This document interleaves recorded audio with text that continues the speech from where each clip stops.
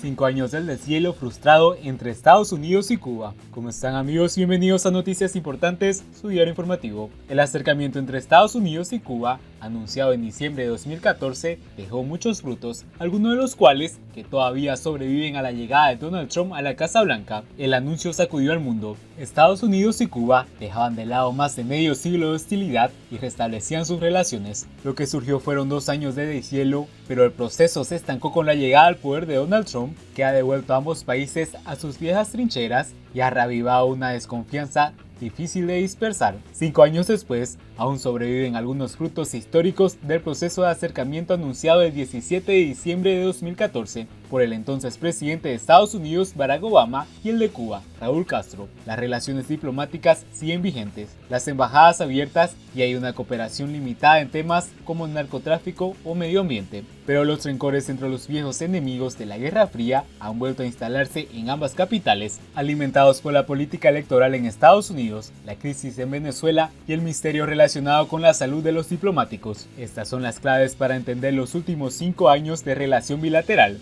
La era Obama. El equipo Obama quería inundar Cuba de democracia, exponer a la gente a nuevas ideas y a Internet, y a los estadounidenses que visitaran la isla con mayor frecuencia gracias a la normalización de las relaciones, dijo Fernando Kut, un exfuncionario que ayudó a preparar el viaje a La Habana del entonces presidente en marzo de 2016. Fue un experimento distinto tras 50 años de una política de mano dura que no había logrado derrocar al castrismo. Y Obama renunció explícitamente a ese viejo objetivo de Washington al final de su presidencia, cuando proclamó que el deshielo no buscaba un cambio de régimen. Los cambios más importantes en la relación bajo el mandato de Obama fueron la retórica y las expectativas. En este sentido, dejar atrás la desconfianza mutua. Según Margarita Jiménez, una experta en Cuba en la Independiente Oficina de Washington para Latinoamérica, WOLA. El mayor hito que llegó en julio de 2015 con el establecimiento de relaciones diplomáticas y la reapertura de las embajadas, pero también se restablecieron los vuelos comerciales, se multiplicaron los viajes de los estadounidenses a Cuba y se relajó el embargo comercial, lo que permitió hacer negocios en la isla a empresas como Google, Verizon y Marriott. La llegada de Donald Trump. Trump apoyó la apertura a Cuba durante las primarias republicanas de 2016, pero cuando obtuvo la candidatura, empezó a buscar votos del exilio cubano en Florida. Prometió acabar con las políticas de Obama hacia la isla. Ya en el poder, su gran anuncio llegó en junio de 2017, cuando ordenó restringir los negocios a entidades vinculadas al ejército de Cuba, que controlaba buena parte del turismo y el comercio minorista, y eliminó una categoría de viaje a la isla que usaban muchos estadounidenses. Pero Trump no dio marcha atrás con la normalización de las relaciones con Cuba. En palabras de Kut, solo hizo retoques para que las visitas de estadounidenses no beneficiaran a los militares cubanos, sino a los cuentapropistas, como se llama en la isla a los trabajadores autónomos. Kut, que había trabajado bajo el deshielo de Obama, fue el primer encargado de Latinoamérica y el Caribe de la Casa Blanca de Trump, y cree que el presidente quedó satisfecho con sus primeros cambios a la política hacia Cuba y no quería tocarlas más. El cambio de retórica, sin embargo, mermó la confianza que tanto había costado construir durante los primeros 2 años de Obama, y los presuntos ataques sónicos a una veintena de diplomáticos en La Habana, cuyo origen aún se desconoce, potenciaron el recelo mutuo. El gobierno cubano negó cualquier implicación en los incidentes, pero Washington decidió sacar de Cuba a 2/3 del personal de su embajada y obligó a los cubanos que quisieran solicitar un visado para Estados Unidos viajar a Guyana para solicitarlo. La política de Bolton.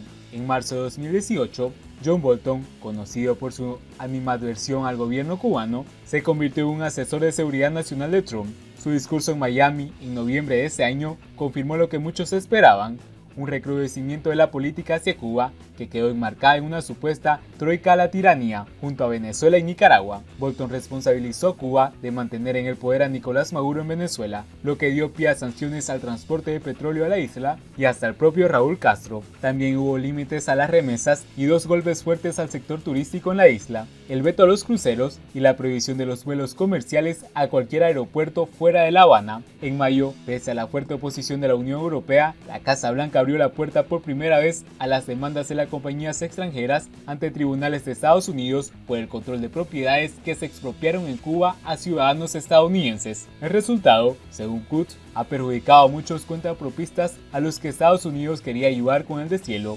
El cambio de una política dirigida por Bolton ha tenido consecuencias directas y dañinas para el pueblo de Cuba, asegura el exfuncionario. Elecciones y Florida. Con la llegada de la campaña electoral de 2020, es probable que Trump endurezca su discurso hacia Cuba para retener el estado clave de Florida. El enfoque de mano dura funciona bien con muchos cubanos estadounidenses, un grupo de votantes muy influyentes en la política de Florida, recordó el presidente del Centro del Estudio de Diálogo Interamericano, Michael Shifter. Una medida posible sería devolver a Cuba la lista de estados patrocinadores del terrorismo, aunque Kut cree que habría más retórica en las nuevas acciones del verdadero calado. Si Trump perdiera las elecciones, su sucesor podría anular fácilmente las medidas, pero lo tendría más complicado para reconstruir la confianza perdida. No sé si podríamos tener una segunda oportunidad desde el punto de vista de Cuba. ¿Confiarán de nuevo en nosotros?, dudó Kut. Siguiendo con las noticias, la chivatería, pilar fundamental del socialismo cubano.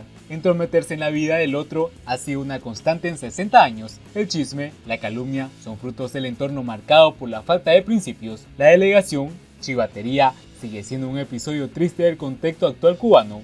Todo comenzó desde que llegaron los barbudos al poder con Fidel Castro, empeñados en convertir a la isla en su hacienda privada. Como señala la historia, lograron su propósito. Y no solo eso, sino que aún Cuba permanece secuestrada bajo una casta burócrata militar y a poco más de 3 años de su muerte.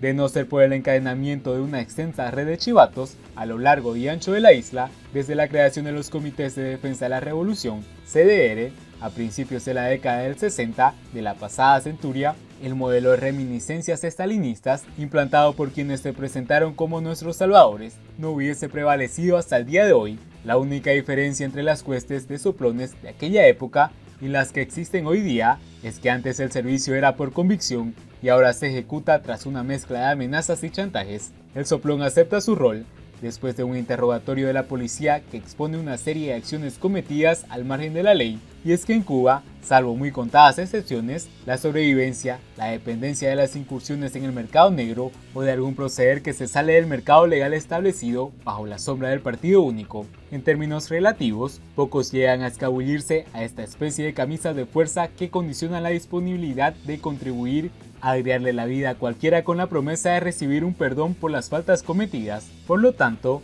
lejos de desaparecer, las chivaterías mantienen su vigencia y la capacidad de conservar los márgenes de desconfianza en los vecindarios, centros de trabajos e incluso núcleos familiares, realidad que da pies a los acomodos con el statu quo para evitar cualquier percance. No siempre los delatores son detectados y un desliz, bien un comentario o una confidencia pueden resultar catastróficos. Algunos no se esconden de su labor de vigilancia, como sucede en la cuadra donde vivimos, y otros usan la fachada de una falsa amistad para sacar información. Como reza el refrán, estamos rodeados y no solo de agua.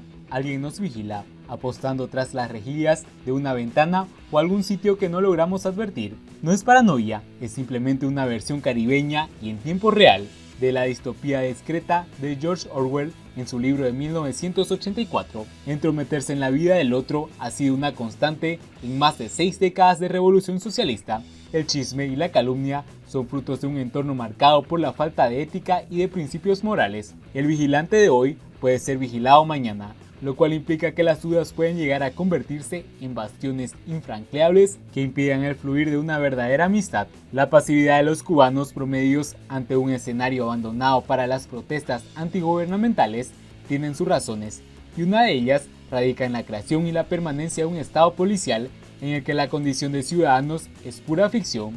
Somos reos de una circunstancia hostil y no menos extravagante, donde la privacidad y la protección legal frente a los abusos de poder no existen. La acusación de quienes viven en la isla, ven policías y chivatos hasta en las sombras, es desacertada. Estar bajo el escrutinio de un supuesto amigo, el inquilino colindante o un pariente cercano es algo perfectamente posible dentro de las fronteras de una dictadura que se resiste a un cambio de perspectiva.